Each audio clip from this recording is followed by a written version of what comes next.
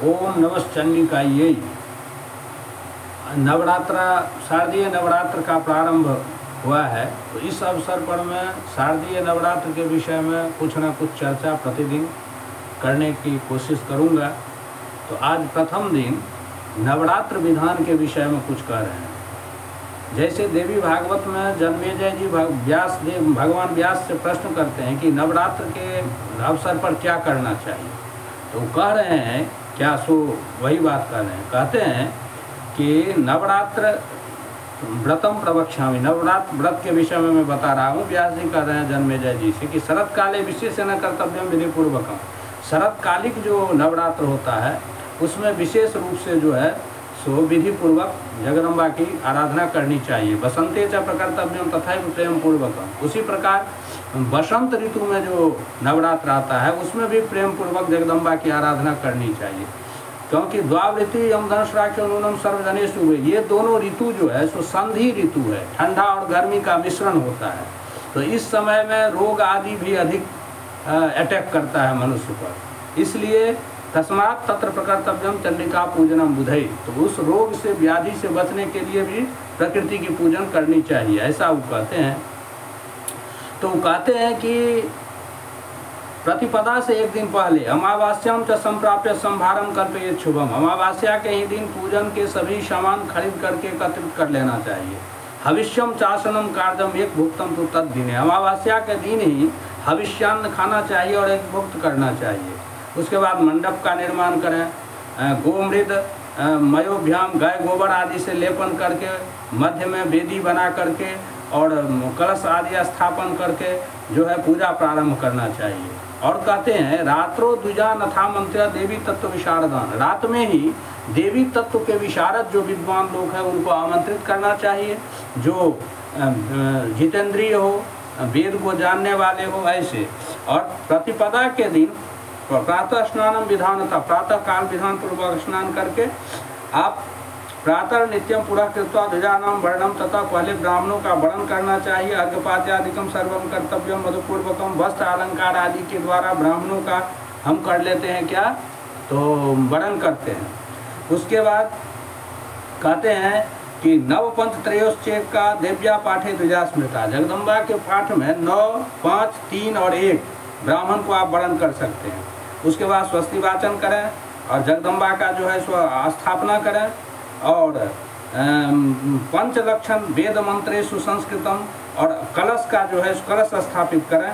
ऐसा करके नियमम प्रथमम कृत्वा पश्चात पूजन समाचरित, उपवासे न नक्ते न चैक भुक्ते न वा पुनः, जगदम्बा की आराधना का विधान कहते हैं कि या तो उपवास करके करें, या नक्ते न, या रात में भोजन करें, चैक भक्तेन वा पुनः, या एक भुक्त करके आराधना करें। करिष्यामि व्रतम मातर नवरात्र मनुत्तमम साहाज्यम कुरु मे देवी जगदम्बा ममाखिलम, जगदम्बा को कहना चाहिए कि हम इस विधि से आपकी आराधना करना चाहते हैं, जगदम्बा हमारी आप सहायता करें।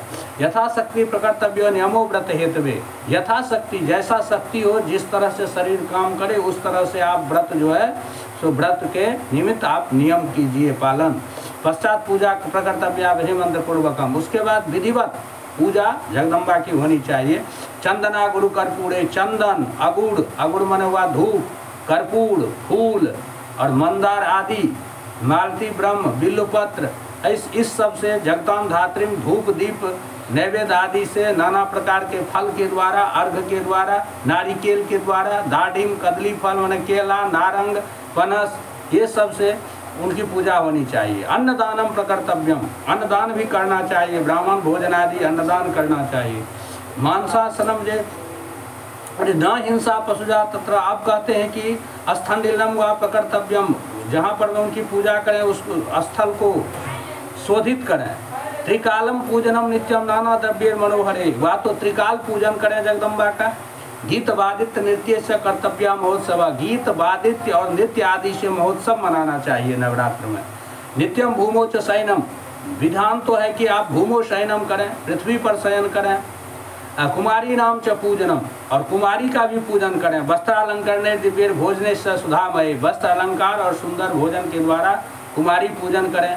एक ही काम पूजिए नित्यम एक विद्या तथा पुनः, या तो एक एक करके आप नित्य जो है सो पूजा करें, कुमारी पूजन। नहीं तो एक एक वृद्धि करके, यानी एक एक करके आप 9 दिन पूजा कर सकते हैं, या एक दिन परिव के 1, द्वितीया को 2, तृतीया को 3, ऐसा भी कर सकते हैं। वह द्विगुणम व त्रिगुणम प्रत्येकम नवकम चतुर, या एक दिन आप 1, दूसरे दिन 2, तीसरे दिन 4, चौथे दिन 8, ऐसे करके भी आप कर सकते हैं।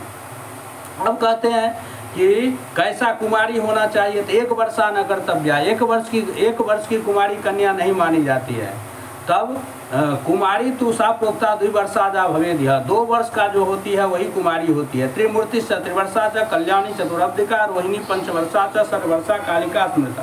इस प्रकार से 10 वर्ष तक की जो कुमारी कन्या है उसको हम खिला सकते हैं।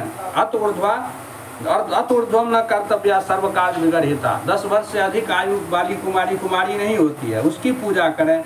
और इस प्रकार से कुमारी पूजन का विधान बताते हैं।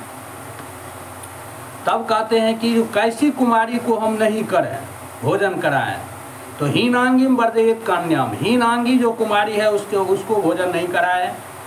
और कुष्ठ युक्ताम, जो कुष्ठ रोग से युक्त है, या कोई भीषण कोई घाव हो, गंध युक्त जो हो, हीनांगी हो, विशील कुल संभवाम, जो अच्छे कुल से उत्पन्न हो, ऐसे कुमारी को हम नहीं लेंगे। कैसे कुमारी होनी चाहिए, तो अरोगणिम, जो रोग रहित हो, सुरूपांगिम, सुंदर रूप वाली हो, सुंदर अंग वाली हो, और व्रण वर्जिताम, घाव घोष से जो रहित हो, एक वंश समुद्भूताम, जो अच्छे वंश में उत्पन्न हो, ऐसे कुमारी को पूजना चाहिए। ब्राह्मणी सर्व कार्येषु जयार्थे निप्रवंशजा, यदि आप सभी कामना की पूर्ति चाहते हैं तो ब्राह्मण की कुमारी जो है उसको पूजा करें। जयार्थे निप्रवंशजा, यदि जय चाहते हैं, विजय चाहते हैं तो क्षत्रिय वंश की कुमारी को पूजन करें। लाभार्थे वैश्य वंशोत्था, लाभ के लिए वैश्य वर्गीय जो कुमारी है उनका पूजन करें, और इस प्रकार से उनकी पूजन करना चाहिए। अब कहते हैं कि असक्तो नियतम पूजा कर्तुम चेत नवरात्र के, नवरात्र भर यदि आप पूजन या व्रत या पाठ आदि नहीं कर सकते हैं तो अष्टम्याम च विशेषेण कर्तव्यम पूजनम सदा, तो अष्टमी तिथि को विशेष रूप से जगदम्बा की पूजन करें, आराधना करें, पाठ आदि करें।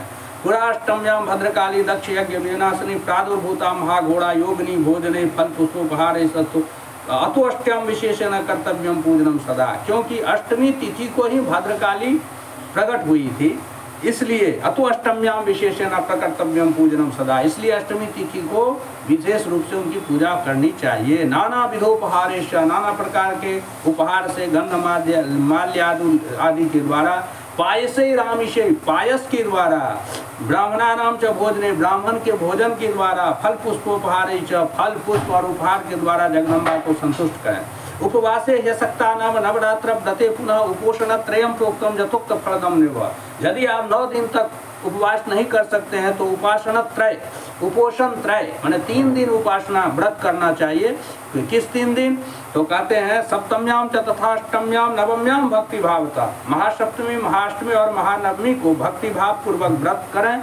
त्रिरात्र करना सर्वम फलम भवति पूजना, 3 रात्र भी अभी आप यदि व्रत करते हैं, पूजन करते हैं और विधिवत पाठ आदि करते हैं तो वो भी आपको फल मिल जाता है। पूजाभिश्च होमश्च कुमारी पूजनस्तथा, इस प्रकार उनके पूजन, होम और कुमारी पूजन से संपूर्णम तद्व्रतम प्रोक्तम, वह वर्ण संपूर्ण हो जाता है। विप्राणाम चैव भोजने, ब्राह्मण के भोजन कराने से, ब्राह्मण भोजन भी कराना चाहिए। व्रतानि यानि चान्यानि दानानि विविधानि च नवरात्र व्रतस्यास्य नैव तुल्यानि भूतले, कहते हैं कि इस संसार में नवरात्र व्रत के समान कोई भी व्रत नहीं है। धन धान्य प्रदम नित्यम, ये नवरात्र व्रत जो है धन धान्य को प्रदान करने वाला है। सुख संतान वृद्धिदम, सुख और संतान को वृद्धि करने वाला है। आयुरारोग्यदम, आयु आरोग्य को प्रदान करने वाला है। स्वर्गदम मोक्षदम, तथा और स्वर्ग और मोक्ष को प्रदान करने वाला है। विद्यार्थी व धनार्थी व पुत्रार्थी व भवेन नरक, जो आदमी विद्या की इच्छा करता है या जो धन की इच्छा करता है या जो पुत्र की इच्छा करता है, तेनेदम विधिवत कार्यम, उन सबको विधिवत जो है सो यह व्रत करना चाहिए। नवरात्र व्रत, विद्यार्थी सर्व विद्या में प्राप्त होती व्रत साधना, इस व्रत से विद्यार्थी जो है सभी प्रकार की विद्या को प्राप्त कर लेता है। राज्य भ्रष्टो नृपो राज्यम समवाप्नोति सर्वदा, जो राजा राज्य भ्रष्ट है वह यदि इस व्रत को पालन करे, व्रत को करे तो वो राज्य प्राप्त कर लेते हैं। पूर्व जन्मनि जैर्नूनम न कृतम व्रतमुत्तमम ते व्याधिनो दरिद्राश्च भवन्ति पुत्र वर्जिता, कहते हैं पूर्व जन्म में जो नवरात्र व्रत नहीं किया, जगदम्बा की उपासना नहीं किए, वही लोग व्याधि, दरिद्र और निपुत्र होते हैं। बंध्या च भवेन नारी विधवा धनवर्जिता, जो बंध्या होती है नारी, वो पूर्व जन्म में नवरात्र में जगदम्बा की उपासना नहीं की, व्रत नहीं की, इसलिए वह बंध्या हुई। और विधवा च, और जो विधवा होती है उसको भी यही समझना चाहिए, जो दरिद्र होता है उसको भी यही समझना चाहिए। अनुमान तत्र कर्तव्यम नेयम कृतव्रति व्रतम, अनुमान करना चाहिए जो पूर्व जन्म में यह जगदम्बा की आराधना नहीं की नवरात्र में और न व्रत की। नवरात्र व्रतम प्रोक्तम न कृतम जैन भूतले, नवरात्र व्रत जो है जो इस संसार में नहीं करते हैं, स्व कथम विभवम प्राप्त अमोदते च तथा देवी, वह इस संसार में धनिक नहीं हो सकता है और स्वर्ग में आनंद नहीं कर सकता है। इसलिए रक्त चंदन सम्मिश्रे, रक्त चंदन से मिश्रित कोमल बिल्व पत्र के द्वारा भवानी पूजिता जेना सब भवे निप्रतीक्षितो, और जो भवानी का पूजन करते हैं वो राजा होते हैं। नाराधिता जैन शिवा सनातनी दुखार्तिहा सिद्धिकरा जगदवरा दुखाविता शत्रुतस्य भूतले नूनम दरिद्रो भक्ति मानवा, जो जगदम्बा की आराधना नहीं करते हैं वो भाग्यहीन होते हैं, इसलिए उनकी पूजा करनी चाहिए। जस्यति विश्व, इस प्रकार से जगदम्बा के नैकोस्ति सर्वभुवनेषु तया विहीनो देवी नरोत वेगा किल पन्नगो वा गंधर्व राक्षस पिशाच नगेषु नूनम जस्पंदितुम भवति शक्ति जितो यथेच्छम। इस संसार में कोई भी ऐसा व्यक्ति नहीं है जो शक्ति के बिना हिल भी सकता है, और उसी शक्ति की उपासना है ये। ताम न सेवेत कश्चंडीम सर्व कामार्थदाम शिवाम, तो उस प्रकार उस शक्ति का कौन ऐसा व्यक्ति होगा जो उनकी आराधना नहीं करेगा। इस प्रकार से जगदम्बा के पूजन का विधान है। अब इसमें ये है कि 4 नवरात्र होता है वर्ष में, जैसे शरतकालिक, बसंतकालिक, आषाढ़ी नवरात्रा और माघी नवरात्रा। उसमें 2 नवरात्रा उतना प्रधान नहीं है, और ये जो है शरतकालिक और बासंतिक, ये बहुत प्रसिद्ध नवरात्र है और बहुत सिद्ध नवरात्र है। इसमें कहते हैं दुर्गा सप्तमी में माँ अपने मुख से कह रही है कि शरत काले महापूजा क्रियते या च वार्षिकी तस्याम ममैतन महात्म्यम श्रुत्वा भक्ति समन्विता सर्वाबाधा भेड़ मुक्तो धन धान्य सुतान्विता मनुष्यो मत प्रसादेन भविष्यति न संशया। इस नवरात्र व्रत में तो व्रत के विषय में बोले कि आप 9 दिन तक व्रत करें। वह व्रत आप किस तरह करें, तो एक भुक्त होकर के कर सकते हैं, या रात्र में भोजन करके कर सकते हैं, या निराहारो जताहारो तन मनस को समाहित हो। जगदम्बा की उपासना के लिए आप निराहार रह सकते हैं, या यताहार, यता माने जो खाने से आपका शरीर स्वस्थ रहे वैसा भोजन करके आप 9 दिन तक जगदम्बा की आराधना करें, व्रत पालन करें और उनकी पूजन करें, उनका पूजन करें। और उसके बाद कहते हैं कि दुर्गा सप्तशती जो उनका चरित्र है उसकी स्तुति करें, और ये सब पूजन आदि करके और जगदम्बा के समक्ष में जो देवी भागवत का पाठ करते हैं 9 दिन के अंतराल में, तो वो तो कहते हैं इच्छाधिकम फलम लभे, उनकी जो इच्छा होती है उससे भी अधिक फल मिलता है। तो इस प्रकार से इस नवरात्र में दुर्गा सप्तशती और देवी भागवत की महत्ता अधिक है। देवी भागवत की महत्ता तो सर्वश्रेष्ठ है, लेकिन देवी भागवत सब कर नहीं पाते हैं, और दुर्गा सप्तशती सुलभ भी है, तो दुर्गा सप्तशती पाठ अवश्य करना चाहिए।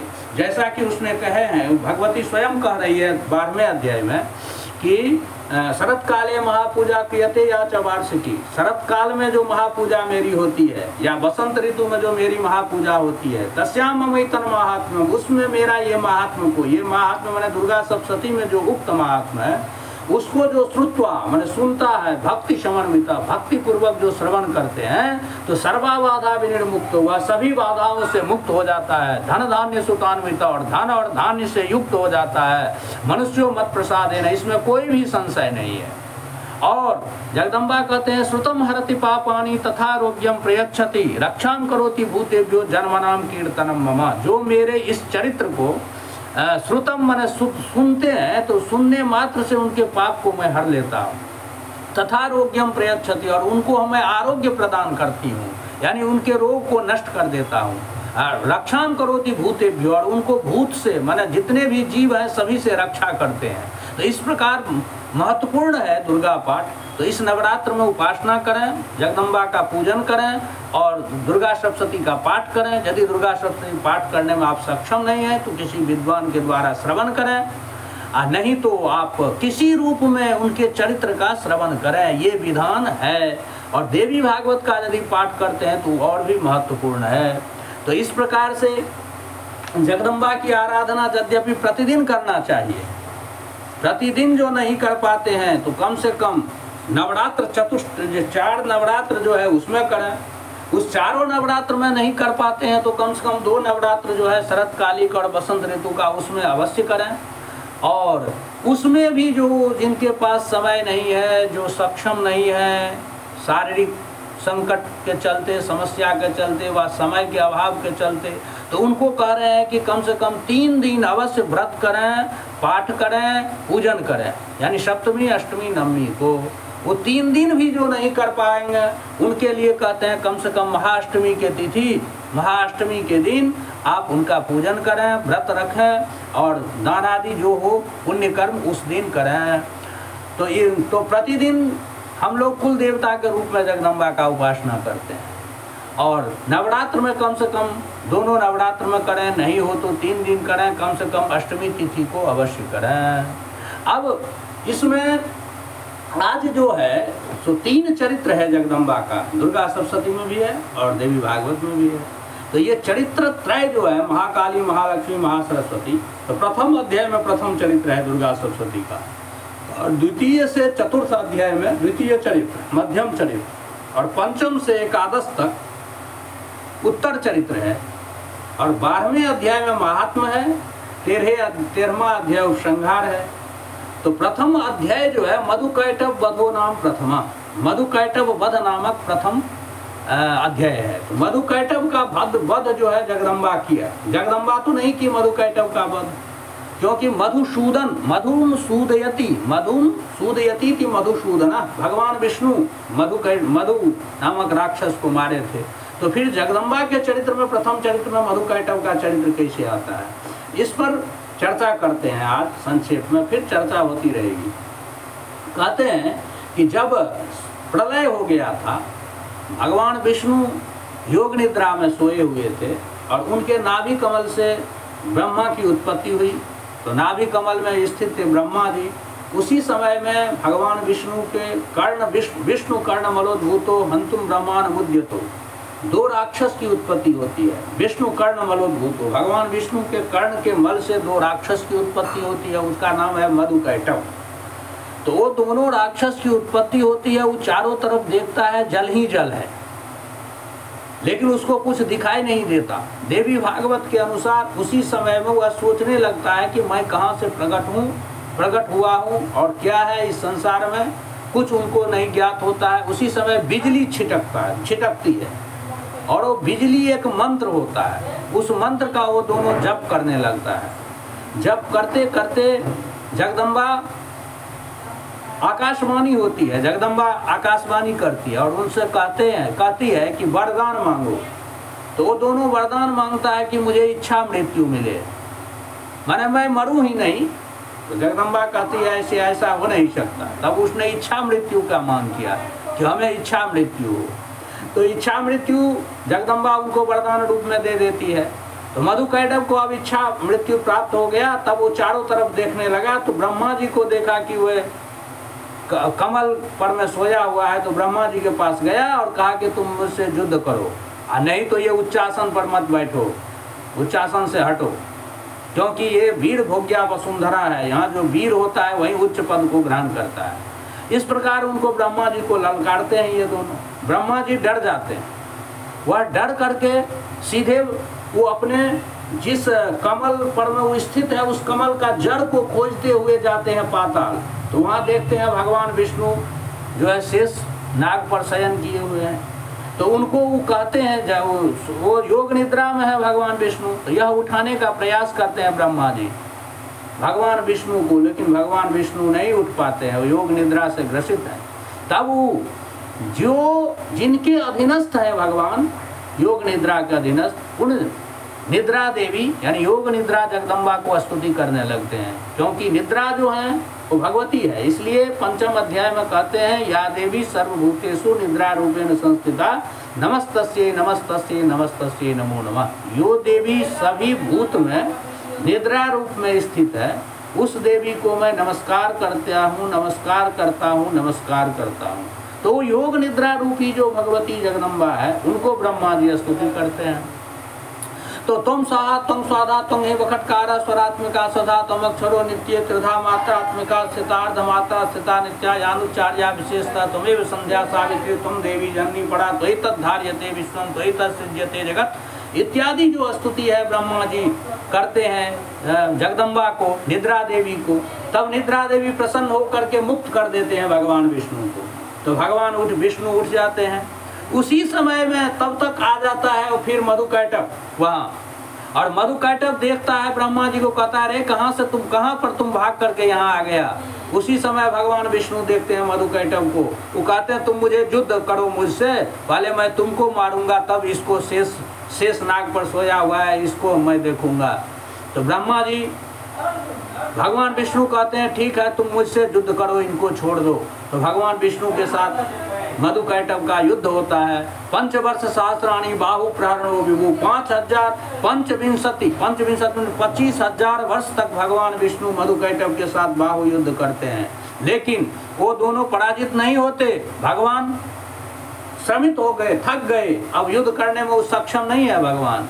तब भगवान उन दोनों से कहते हैं कि वो दोनों कहता है कि आप यदि पराजित हो गए तो आप स्वीकार कर लीजिए मेरा आधिपत्य। तो कहते हैं कि जो नहीं, भगवान विष्णु कहते हैं कि जो आप दो भाई हैं तो आप एक करके युद्ध करते हैं, तो एक आदमी बीच में जो है आराम भी कर लेते हैं, हम तो कंटिन्यू युद्ध कर रहे हैं, इसलिए हमको समय दीजिए। तो समय दे रहे हैं, समय दिए भगवान को। तो भगवान ध्यान किए कि आखिर ये मर क्यों नहीं रहा है। तब उनको पता चला कि इनको वरदान है, इसके साथ तो हम बेकार में युद्ध किए। तो फिर वही जगदम्बा को आराधना करने लगते हैं भगवान विष्णु। तो जगदम्बा कहती है कि इसको हम वरदान दिए हैं, ठीक है अब आप जाइए, इसको हम मरवाने की व्यवस्था करते हैं देवी भागवत कथा के अनुसार। तब फिर जाते हैं भगवान, फिर युद्ध शुरू होता है। जब युद्ध होता है तो दोनों जो है इतना प्रहार करते हैं भगवान के ऊपर कि भगवान जो है तो फिर घायल और करुणावस्था में आ जाते हैं। तब भगवती की तरफ देखते हैं, तब भगवती उनको जो है सम्मोहित कर देती है मधुकैटभ को। उसके बाद जब वो मधुकैटभ मोहित हो गया तो वो उनसे कह रहा है, भगवान विष्णु को कह रहा है कि आप मुझसे वरदान मांगे। उल्टा भगवान को ही कह रहे हैं मधुकैटभ कि हमसे आप वरदान मांगे। तो भगवान कहते हैं कि यदि आप मुझको वरदान देना ही चाहते हैं तो आप मेरे हाथे मारे जाएं। तब वो समझ गया कि अरे मैं तो ठगा गया। तब वो कहते हैं ठीक है हमको आप वहाँ मारिए जहाँ पर मैं पृथ्वी जो है जल से डूबी हुई ना हो। तो भगवान अपने जंघा को निकालते हैं और कहते हैं कि इसमें तो पृथ्वी तत्व है ही, और उस पर में अपने चक्र को आवाहन करते हैं और मधुकैटभ को बद्ध कर देते हैं। और उसी मधुकैटभ का जो मेद है, उस मेद से पृथ्वी की उत्पत्ति होती है, इसलिए पृथ्वी का एक नाम मेदनी भी है। और वह राक्षस के मेद से बना हुआ पृथ्वी है, इसलिए मिट्टी खाना निषिद्ध है। ये भी एक तत्व है। तो इस प्रकार से मधुकैटभ का वध करते हैं भगवान विष्णु, लेकिन उनकी सहायता करती है जगदम्बा, जो प्रथम चरित्र के अंतर्गत यह कथा है। तो इस प्रकार आज जो है सो देवी भागवत में भी मधुकैटभ वध का जो है प्रसंग आया है, उसका पाठ हुआ है, और दुर्गा पाठ में तो प्रथम चरित्र में ही है। तो इस प्रकार संक्षेप में मैं कुछ जो है सो जगदम्बा के विषय में आज कहा। इसी प्रकार हमारा प्रयास रहेगा कि नवरात्रा में जगदम्बा की चर्चा परिचर्चा होती रहे, जिससे कि आप लोग भी लाभान्वित हों और जगदम्बा हम लोगों के ऊपर कृपा बनाए रखें। इतना कह करके मैं अपने वाणी को विराम करता हूँ। ओम नमः चंडिकाय श्री जगदम्बार्पणमस्तु।